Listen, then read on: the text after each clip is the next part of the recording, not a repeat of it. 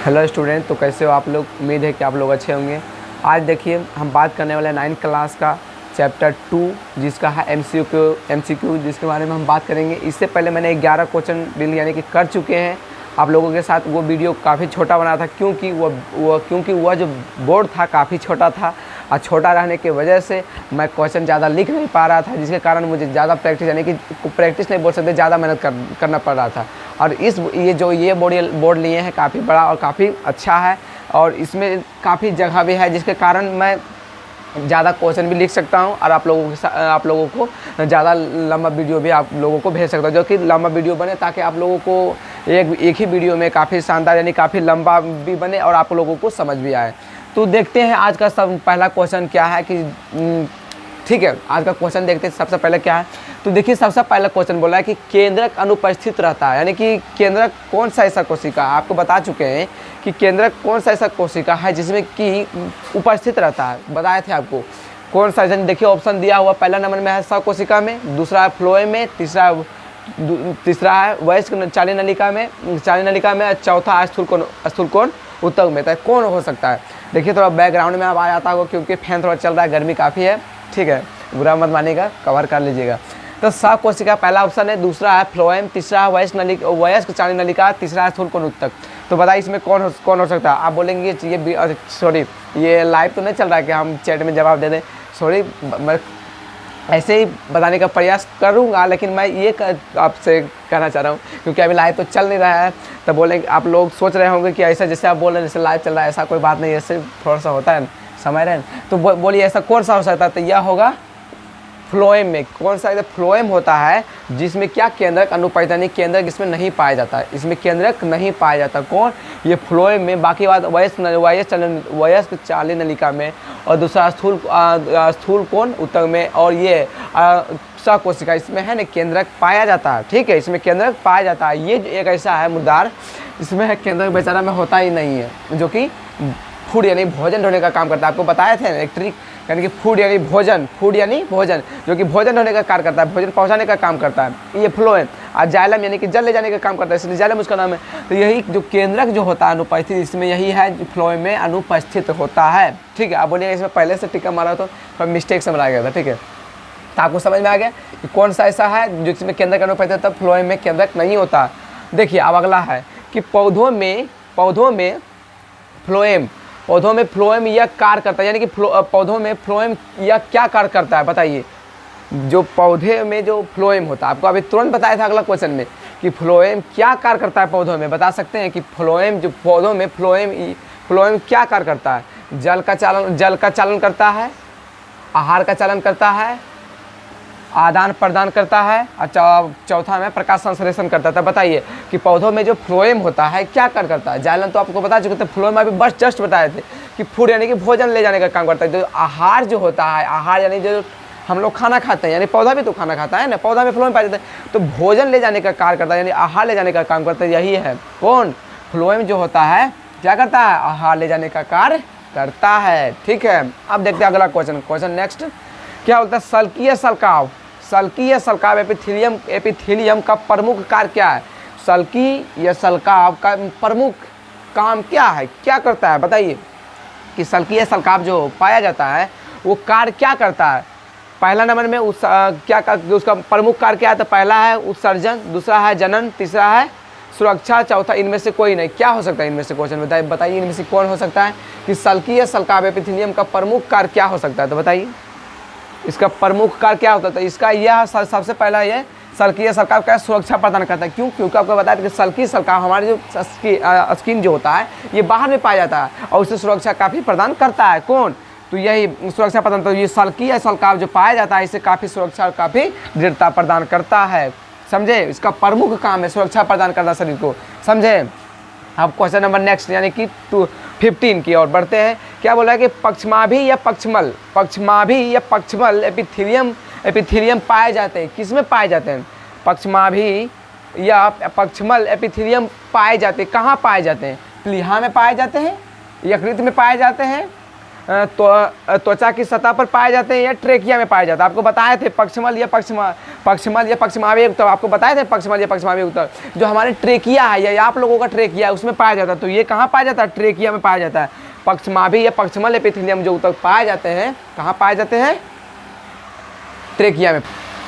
देखिए तो आपको बताया थे कि जो पक्षमाभी या पक्षमल एपिथेलियम में तो कहाँ पाया जाता है? जो हमारा ट्रेकिया है और जो आपका भी ट्रेकिया है, यानी कि जो भी जीव का जो ट्रेकिया है उसमें पाया जाता है यही पक्षमल या पक्षमाभी। इसका एक ही नाम है, पक्षमल या पक्षमाभी या पक्षमल एपिथेलियम जो तो पाए जाते हैं वो ट्रेकिया जो हमारा होता है। ट्रेकिया जब भोजन यानी कि धकेलने का काम, धकेलने का जो कार्य करता है वहाँ पाया जाता है यही है एपिथेलियम, यही एपिथेलियम या इसी को पक्षमाभी या पक्षमल एपिथेलियम उत्तक कहते हैं। तो कहाँ पाया जाता है? ये ट्रेकिया में पाया जाता है। कहाँ पाया जाता है? ट्रेकिया। जैसे मोस्ट इंपॉर्टेंट प्रश्न है, क्योंकि अधिकतर हाई लेवल को एग्जाम में आता है। ऐसा नहीं है कि सिर्फ 9 लेवल का एग्जाम है, ऐसा नहीं है कि देखेंगे होंगे आप नहीं, आप लोगों को नहीं देखे होंगे, वो ऐसा होंगे कि जो आपका भैया जानते हो। लेकिन ये काफ़ी मोस्ट इम्पॉर्टेंट प्रश्न है, आप लोग इसे इग्नोर मत कीजिएगा, ध्यानपूर्वक इसे समझ यानी कि याद करने का प्रयास कीजिएगा, ठीक है। देखिए क्वेश्चन नंबर 16 की ओर बढ़ते हैं। क्या है अस्थि? आपको बताया था अस्थि क्या? अस्थि एपिथेलियम उत्तक है, एपिथेलियम है, संयोजी उत्तक है या पेशी या तंत्रिका उत्तक है? अस्थि क्या है, किसका भाग है? बताइए, जो अस्थि है किसका भाग है? अस्थि बताए थे, अस्थि एक ठो उपास्थि था, देखे थे आप। अस्थि उपास्थि किसका भाग है? एपिथेलियम का, संयोजी उत्तक का, पेशी का या तंत्रिका उत्तक का? बताइए 16 नंबर में क्वेश्चन बोल रहा है कि अस्थि क्या है? एपिथेलियम है, संयोजी है, एपिथेलियम क्या, तंत्रिका क्या हो सकता है? तो इसका एग्जैक्ट क्वेश्चन होगा, सॉरी आंसर होगा इसका संयोजी उत्तक। क्या होगा? संयोजी उत्तक। तो अस्थि पाया जाता है, जो अस्थि पाया जाता है संयोजी उत्तक में पाया जाता है। जो अस्थि कहाँ होता है? तो संयोजी उत्तक में होता है। अब देखिए नेक्स्ट हम आगे देखते हैं, ठीक है।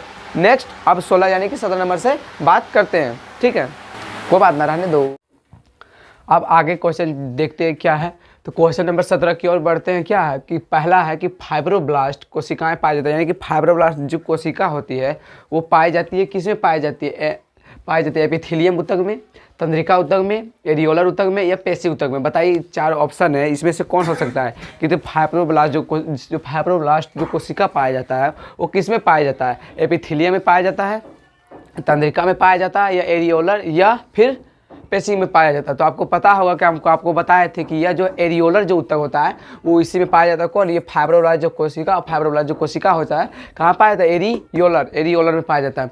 क्वेश्चन नंबर नेक्स्ट क्या 18 नंबर है कि ऑस्टियोब्लास्ट क्या है? ऑस्टियोब्लास्ट कोशिकाएं पाई जाती है। ऑस्टियोब्लास्ट कोशिकाएं किस में पाई जाती है? सेम उसी तरह क्वेश्चन पूछ रहा है कि ऑस्टियोब्लास्ट कोशिकाएं पाई जाती है किस में पाई जाती है? क्यूबाइल एपिथेलियम उत्तक में या अस्थि में या एडिपोज उत्तक में या फिर अस्थि में? तो आपको पता है थी कि जो ऑस्टियोब्लास्ट जो कोशिका पाई जाती है वो पाया जाता है अस्थि में। किस में पाया जाता है? वो अस्थि जो हमारी कोशिका होती है वो उसमें पाई जाती है। जबकि जो ऑस्टियोब्लास्ट जो कोशिका होती है किस में पाया जाता है? तो अस्थि में पाया जाता है। क्वेश्चन नंबर 19 यानी कि 19 की ओर बढ़ते क्या है कि निम्नलिखित में से किस प्रकार के उत्तक में अधिक मात्रा में एकत्र से कोशिका मोटा होता है? यानी कि किस प्रकार के जो कोशिका होता है, किस प्रकार की कोशिका में जिसमें जो कोशिका होता है मोटा होता है सतह एकत्र, यानी कि एक जगह काफ़ी मोटा मात्रा में होता है, काफ़ी अधिक मात्रा में। किस प्रकार निम्नलिखित में से किस प्रकार के उत्तक में होगा? किस प्रकार के उत्तक में अधिक मात्रा में एकत्र से शरीर मोटा हो जाता है? यानी कि कौन ऐसा जैसे कि उत्तक है जो कि हमारे शरीर में अधिक मात्रा में हो जाने के बाद यानी कि जो लोग मोटा हो जाता है। आप मोटा लोगों को देखे होंगे कि जब ज़्यादा यानी कि चर्बी वाला सुनते होंगे कि चर्बी यानी कि देह में उसका ज़्यादा हो गया जिसके कारण वो मोटा हो गया। बहुत लोगों को आप देखा होंगे। तो क्या है इस निम्नलिखित में? बोलिए।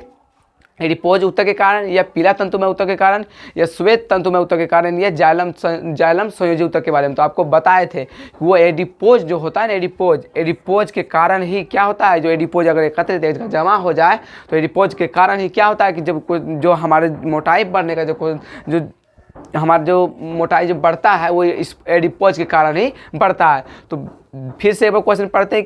निम्नलिखित में से किस प्रकार के उत्तक में अधिक मात्रा में एकत्र हो जाने के बाद, यानी कि पूछ रहा कि यहाँ क्या यहाँ हो जाने के बाद, यानी कि जो जो अधिक मात्रा में होने के बाद शरीर मोटा हो जाता है, क्या? तो वही एडिपोज ऊतक जब अधिक मात्रा में हो जाता है तो शरीर क्या होता है? मोटा हो जाता है। क्वेश्चन नंबर 12 20 की ओर। लिगामेंट, लिगामेंट का निर्माण करता है, लिगामेंट का निर्माण कौन करता है बताइए? एपिथेलियम ऊतक, पीला तंतुमय ऊतक, श्वेत तंतुमय ऊतक या जालवत संयोजी ऊतक? कौन है संयोजी ऊतक? लिगामेंट का निर्माण कौन करता है? तो बताइए लिगामेंट का निर्माण ये पीला तंतुमय जो ऊतक होता है ये करता है, पीला तंतुमय ऊतक जो लिगामेंट का निर्माण करता है, जो पीला तंतुमय ऊतक जो होता है वो निर्माण करता है, जो लिगामेंट का निर्माण करता है वो पीला तंतुमय ऊतक करता है।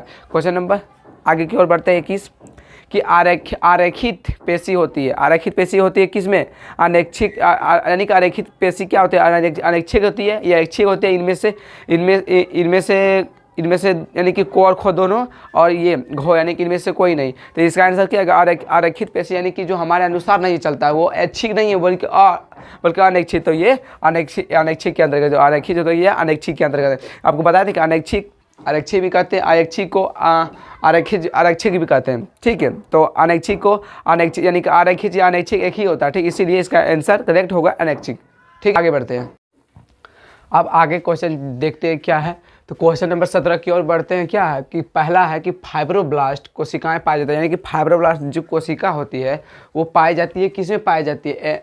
पाई जाती है एपिथेलियम ऊतक में, तंत्रिका ऊतक में, एरियोलर ऊतक में या पेशी ऊतक में? बताइए, 4 ऑप्शन है, इसमें से कौन हो सकता है? कि तो फाइब्रोब्लास्ट जो कोशिका पाया जाता है वो किस में पाया जाता है? एपिथेलियम में पाया जाता है, तंत्रिका में पाया जाता है, या एरियोलर या फिर पेशी में पाया जाता है? तो आपको पता होगा कि आपको बताए थे कि यह जो एरियोलर जो ऊतक होता है वो इसी में पाया जाता है। कौन? ये फाइब्रोब्लास्ट जो कोशिका, फाइब्रोब्लास्ट जो कोशिका होता है कहाँ पाया जाता है? एरियोलर में पाया जाता है। क्वेश्चन नंबर नेक्स्ट क्या 18 नंबर है कि ऑस्टियोब्लास्ट क्या है? ऑस्टियोब्लास्ट कोशिकाएं पाई जाती है। ऑस्टियोब्लास्ट कोशिकाएं किस में पाई जाती है? सेम उसी तरह क्वेश्चन पूछ रहा है कि ऑस्टियोब्लास्ट कोशिकाएं पाई जाती है किस में पाई जाती है? क्यूबाइल एपिथेलियल ऊतक में, या अस्थि में, या एडिपोज ऊतक में, या फिर अस्थि में? तो आपको पता है कि जो ऑस्टियोब्लास्ट जो कोशिका पाई जाती है वो पाया जाता है अस्थि में। किस में पाया जाता है? वो अस्थि जो हमारी कोशिका होती है वो उसमें पाई जाती है। जबकि जो ऑस्टियोब्लास्ट जो कोशिका होती है किसमें पाया जाता है? तो अस्थि में पाया जाता है। क्वेश्चन नंबर 19 यानी कि 19 की ओर बढ़ते क्या है कि निम्नलिखित में से किस प्रकार के ऊतक में अधिक मात्रा में एकत्र से कोशिका मोटा होता है? यानी कि किस प्रकार के जो कोशिका होता है, किस प्रकार की कोशिका में जिसमें जो कोशिका होता है मोटा होता है सतह एकत्र, यानी कि एक जगह काफ़ी मोटा मात्रा में होता है, काफ़ी अधिक मात्रा में। किस प्रकार निम्नलिखित में से किस प्रकार के ऊतक में होगा? किस प्रकार के ऊतक में अधिक मात्रा में एकत्र से शरीर मोटा हो जाता है? यानी कि कौन ऐसा जैसे कि ऊतक है जो कि हमारे शरीर में अधिक मात्रा में हो जाने के बाद, यानी कि जो लोग मोटा हो जाता है। आप मोटा लोगों को देखे होंगे कि जब ज़्यादा यानी कि चर्बी वाला सुनते होंगे कि चर्बी यानी कि देह में उसका ज़्यादा हो गया जिसके कारण वो मोटा हो गया, बहुत लोगों को आप देखा होंगे। तो क्या है इसमें निम्नलिखित में? बोलिए।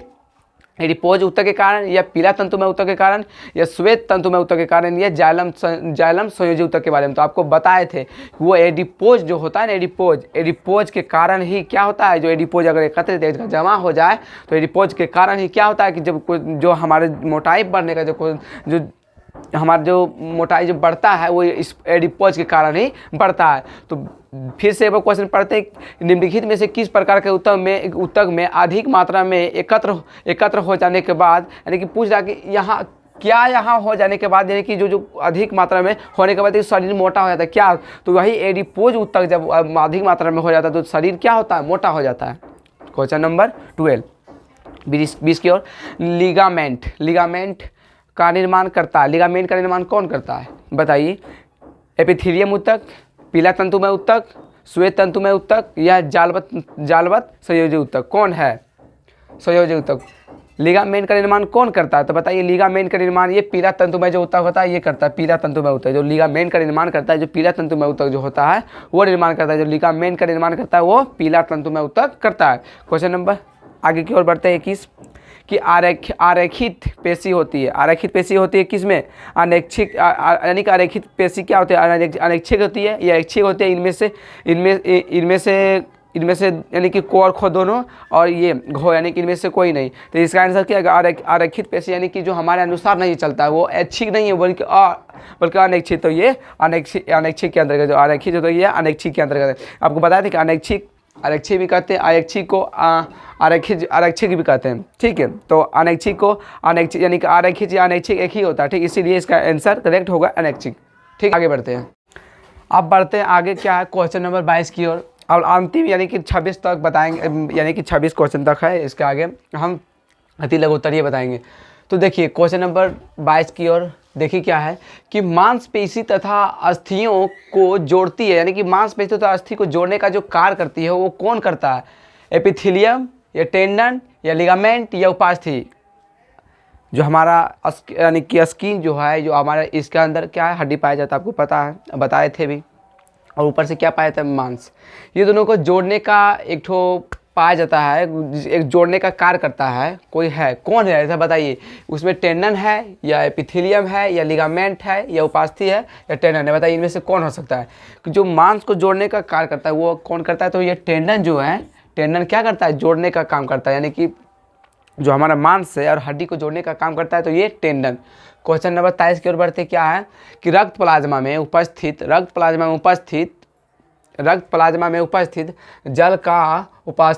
का उपस्थित कितना, यानी कि जल का जो उपस्थित कितना रक्त प्लाज्मा में कितना जल उपस्थित रहता है? क्वेश्चन करने का यही अर्थ है, यही बोला जा रहा है कि रक्त प्लाज्मा में उपस्थित जल कितना होता है? 10, 90, 55 या 45? आपको पता होगा तो यह 90, इतना, ये इसका आंसर ये होगा कि रक्त प्लाज्मा में उपस्थित जल का जो उपस्थित होता है वो 90, यानी कि इतना होता है, 90। क्वेश्चन नंबर आगे बढ़ते क्या है कि रक्त के थक्का बनाने में, रक्त को जो थक्का बनाने का जो कार्य करता है, यानी कि कौन किसके कारण थक्का बनता है? जो हमारा रक्त है, हमारे शरीर में जो पाया जाता है रक्त, किसके कारण थक्का हो जाता है? किसके कारण? तो ऑप्शन है लाल रुधिर कणिकाएं, दूसरा है थ्रोम्बोसाइटस, तीसरा है श्वेत रुधिर कणिकाएं, चौथा है तंत्रिका ऊतक। तो इनमें से कौन सा आंसर हो सकता है? कौन, तो बताइए कि रक्त को थक्का बनाने में कौन मदद करता है? रक्त को थक्का बनाने में कौन मदद करता है? थ्रोम्बोसाइट या तंत्रिका ऊतक या लाल रुधिर कणिका या श्वेत रुधिर कणिका? कौन है? तो इसका आंसर होगा, तो थ्रोम्बोसाइट जो होता है रक्त को थक्का बनाने में मदद करता है। कौन? थ्रोम्बोसाइट। क्वेश्चन नंबर नेक्स्ट 25, तंत्रिका ऊतक की इकाई, तंत्रिका ऊतक की इकाई इनमें से कौन है? तंत्रिका ऊतक की इकाई इनमें से कौन है? कि कोशिकाएं या साइटोन होगा, साइटोन यहाँ होना चाहिए। इसके बाद एक्सोन या तंत्रिका ऊतक या न्यूरॉन या टेंडस? इसका क्या होगा? तंत्रिका ऊतक किसकी इकाई है?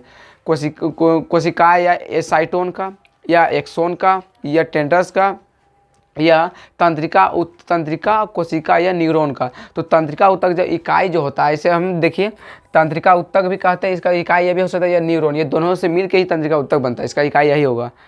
क्वेश्चन नंबर नेक्स्ट अंतिम है, लास्ट। संवेदना का चालन शरीर के एक भाग से दूसरे भाग में होता है, यानी किसके द्वारा संवेदना का, यानी कि एक स्थान से दूसरा स्थान जाता है, किसके कारण?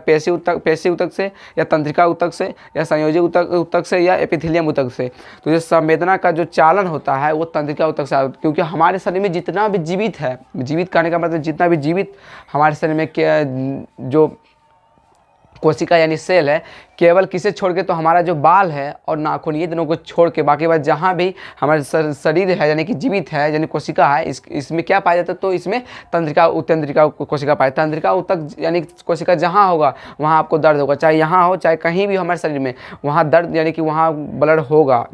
केवल बाल को छोड़ के ऊपर वाला भाग और नाखून को छोड़ के यानी ऊपर वाला भाग, ये दोनों को छोड़ के वाले के बाद जितना जो हमारे शरीर में जो कोशिका होता है सब जीवित होता है, वहाँ ब्लड पाया जाता है। ठीक है, तो वो जो तंत्रिका ऊतक जो उसका जो चालन जो होता है, यानी न्यूरॉन जो चालन होता है वो किसके कारण होता है? तो तंत्रिका ऊतक के कारण। तंत्रिका ऊतक के कारण संवेदना का जो चालन होता है तंत्रिका ऊतक के कारण ही होता है, क्योंकि हमारे शरीर में जितना भी यानी कि सेल यानी कोशिका पाया जाता है सब संवेदना का कार्य करता है, संवेदना का कार्य करता है। क्यों? क्योंकि संवेदना के कारण ही हम पता लगा सकते हैं कि हमारे शरीर में क्या प्रॉब्लम हुआ, क्या प्रॉब्लम नहीं हुआ। अगर आपको हवा का महसूस होता है, क्या संवेदना ही हो रहा है, हमारे साथ स्किन क्या महसूस करके किसके दिमाग के पास भेजता है तंत्रिका ऊतक के कारण, और तंत्रिका ऊतक की सहायता से वहाँ जाके डिसीजन लेता है। इसके बाद वो कुछ करता है कि हाँ हमें महसूस हो रहा है, अच्छा लग रहा है। तो बहुत सा ऐसा कार्य हम बताए थे। अगला अगर आपने इससे पहले वो वीडियो नहीं देखे तो प्ले लिस्ट में सबका वीडियो अलग अलग है, तो आप देख सकते हैं। चाहे बायोलॉजी का, चाहे हिंदी का, चाहे केमिस्ट्री का, चाहे फिजिक्स का करना चाहते हैं आप 9 का, तो देख सकते हैं। और साथ साथ मैं 12 का भी वीडियो कुछ दिन में अपलोड करने वाला, साथ साथ 10 का भी, ठीक है। आपने भी यानी कि चिंतित न होने की आवश्यकता नहीं है। आप पूरा वीडियो देखिए। इसके बाद अगर नहीं कुछ समझ में आया, यानी कि कुछ तो आएगा ही आएगा, अगर कुछ जैसे डाउट हो रहा है तो आप क्लियरली आप मैसेज के द्वारा पूछ सकते हैं, हम आपको रिप्लाई दे सकते हैं, ठीक है। तो आज हम इतना ही रहने देते हैं। तब तक thanks for watching all student.